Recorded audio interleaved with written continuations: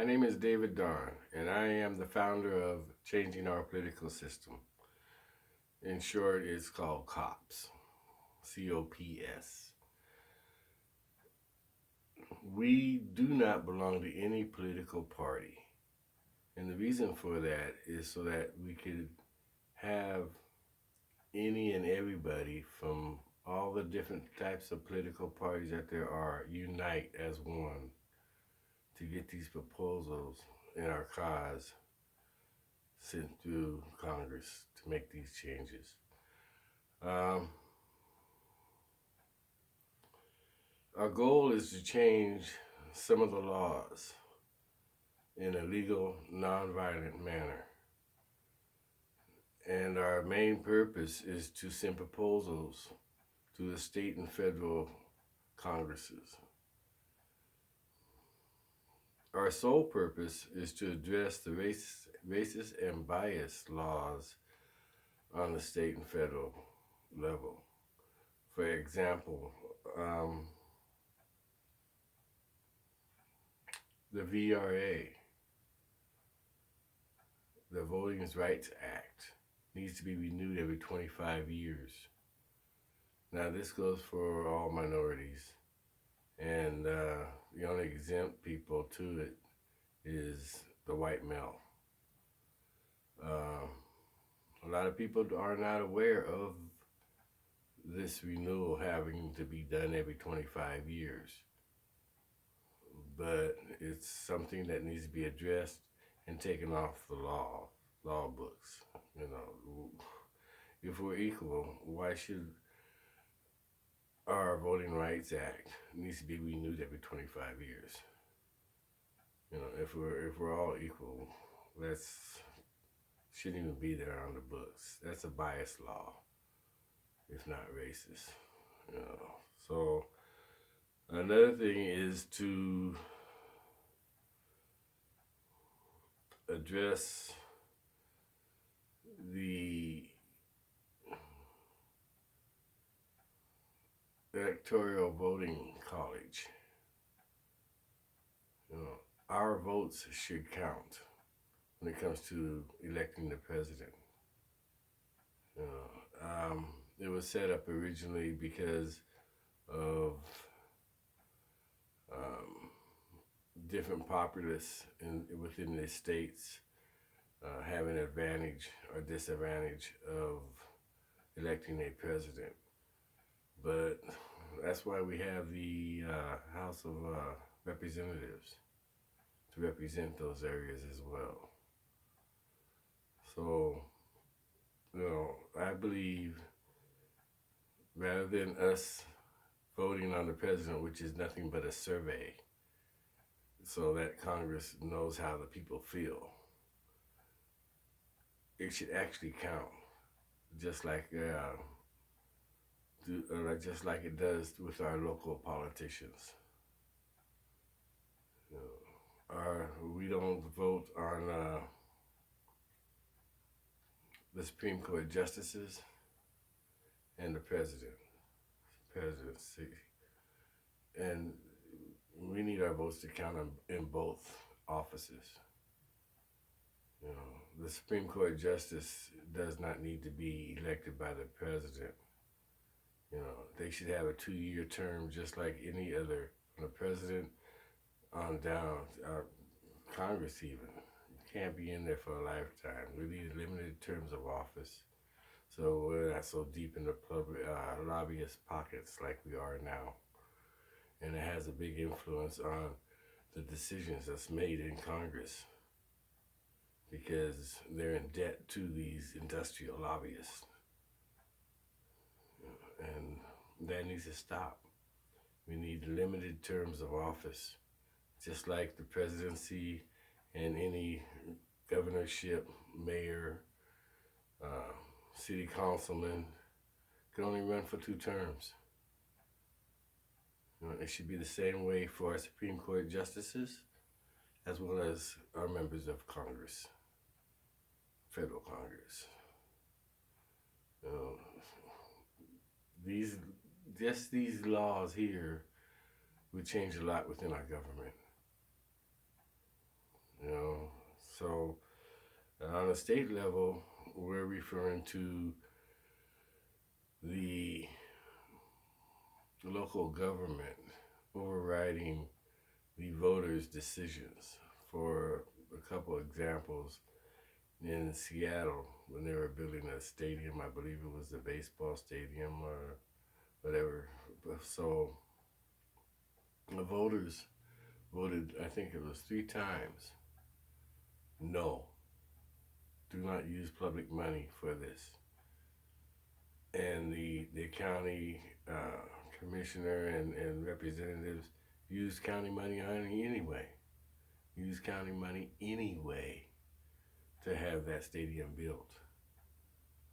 That's overriding the public's vote.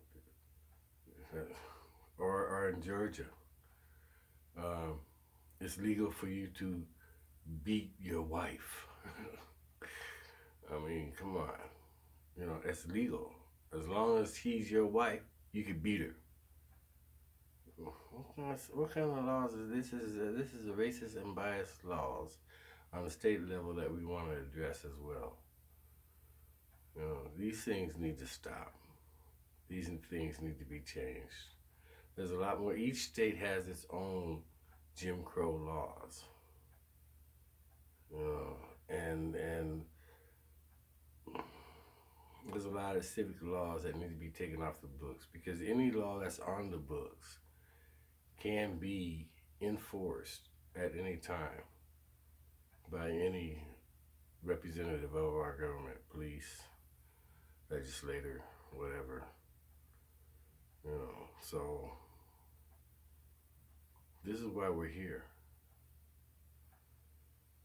To just make, you know, if we could change 5 laws through going through a legal, nonviolent manner, sending proposals to our state and federal Congresses, you know, that's a big thing. You know, for our children and our grandchildren, that would change their lives and make their lives more equal and make them feel more of being an American, not a second-class American or a third-class American, which is a lot of the feelings of minorities due to the racism and the biased laws of the past.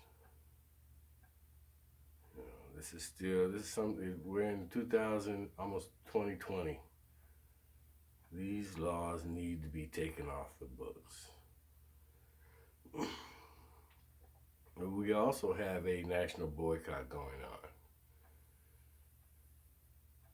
on. And it is referring to restaurants, mainly not mom and pops type restaurants, establishments, but we're talking about, like, say, Denny's and Jack in the Box and these kind of franchise restaurants that hire just one race. Okay, I talked to several people from the southeast part of the United States, and they say all the Denny's down there is ran by Mexicans.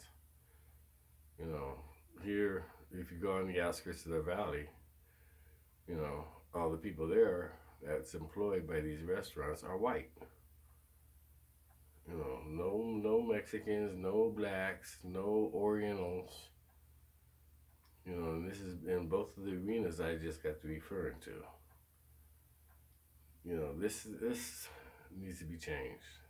So please, next time you walk into a place and it has all white people or all Mexican people or all black people, please walk back out and go to your second choice of eating. Because this needs to change. This needs to stop.